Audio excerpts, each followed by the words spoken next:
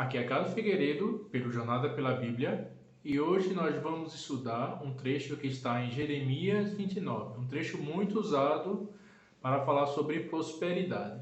Mas antes disso, responda ao nosso quiz.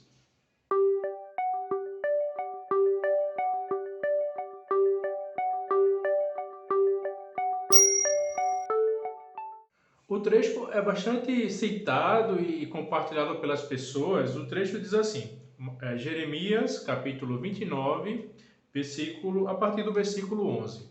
Diz assim, porque sou eu que conheço os planos que tenho para vocês, diz o Senhor. Planos de fazê-los prosperar e não de lhes causar dano. Planos de dar-lhes esperança e um futuro. Então vocês clamarão a mim, virão orar a mim, e eu os ouvirei. Vocês me procurarão e me acharão quando me procurarem de todo o coração. Essa passagem é muito usada para animar as pessoas, falando que Deus tem planos para nossas vidas, Deus quer que a gente prospere, Deus quer que a gente tenha um futuro, né? Um futuro cheio de bênçãos, cheio de esperança. Mas o contexto desses versículos é totalmente diferente. A gente vai ver isso logo no começo do capítulo 29. A gente consegue entender sobre o que Jeremias estava falando aqui. O versículo 1 do capítulo 29 diz assim: Este é o conteúdo da carta que o profeta Jeremias enviou de Jerusalém aos líderes que ainda restavam entre os exilados, aos sacerdotes, aos profetas e a todo o povo que Nabucodonosor deportara de Jerusalém para a Babilônia.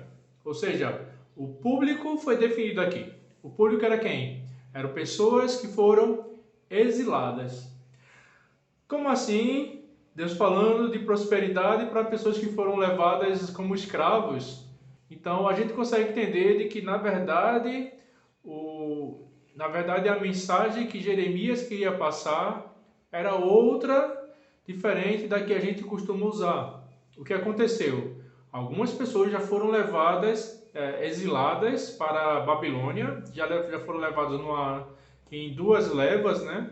Então Jeremias leva para o povo que já está cativo uma mensagem de Deus. E diz assim: Assim diz o Senhor dos Exércitos, o Deus de Israel, a todos os exilados que deportei de Jerusalém para a Babilônia. Construam casas e habitem nelas, plantem jardins e comam de seus frutos. Casem-se e tenham filhos e filhas. Escolham mulheres para casar-se com seus filhos e deem as suas filhas em casamento, para que também tenham filhos e filhas. Multipliquem-se e não diminuam. Busquem a prosperidade da cidade para a qual eu os deportei e orem ao Senhor em favor dela, porque a prosperidade de vocês depende da prosperidade dela. Porque assim diz o Senhor dos Exércitos, o Deus de Israel: Não deixe que os profetas e adivinhos que há no meio de vocês os enganem. Não deem atenção aos sonhos que vocês os encorajam a terem. Eles estão profetizando mentiras em meu nome. Eu não os enviei, declara o Senhor.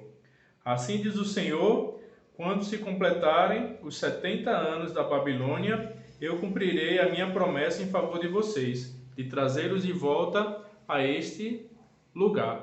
E aí chega na parte que costumamos compartilhar, né? Porque eu que conheço os planos que tenho para vocês, né? Planos de fazê-los prosperar e não de lhe causar dano. O que estava acontecendo aqui? Muitos já foram exilados e acontecia que muitos falsos profetas diziam que não, que eles iam voltar logo para Jerusalém. E Deus fala: olha, fica tranquilo que vocês vão passar 70 anos aí. Então, construam suas casas, dê seus filhos para casar, porque a coisa não vai ser rápida não, vão ser 70 anos. Então, seus filhos vão se casar com pessoas lá, vão ter filhos e vão viver a vida por lá mesmo. E busquem prosperar aquela cidade, né? As cidades onde vocês estiverem. Por quê? Porque vocês vão passar um bom tempo aí. Mas entendam, por que eles foram levados para lá? Eles foram levados para lá simplesmente porque abandonaram a Deus. E a mensagem de Deus aqui é: olha, não ouçam esses profetas aí que vocês dizem, que vocês os encorajam a sonharem, né, a terem essas visões aí que não é verdade, né, é mentira o que eles estão dizendo. Ouça o verdadeiro profeta que diz que vão ser 70 anos. Mas eu estou disciplinando vocês. E essa é a mensagem bonita, né? A gente costuma usar essa mensagem para prosperidade, mas a beleza dessa mensagem é de que Deus é um Pai que nos castiga, né? Deus é um Pai que castiga o seu povo, mas Ele sabe o que é melhor para nós. Ele sabe o que é melhor para o seu povo, né? Ele vai deixar o povo no exílio, mas Ele tem sonhos para o seu povo. Ele não quer o mal do seu povo, mas Ele quer disciplinar.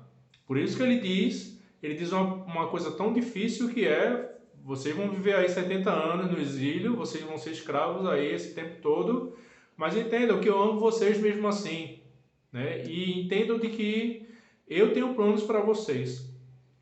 Eu quero vê-los prosperar, mas vocês precisam entender que precisam passar esse tempo no castigo.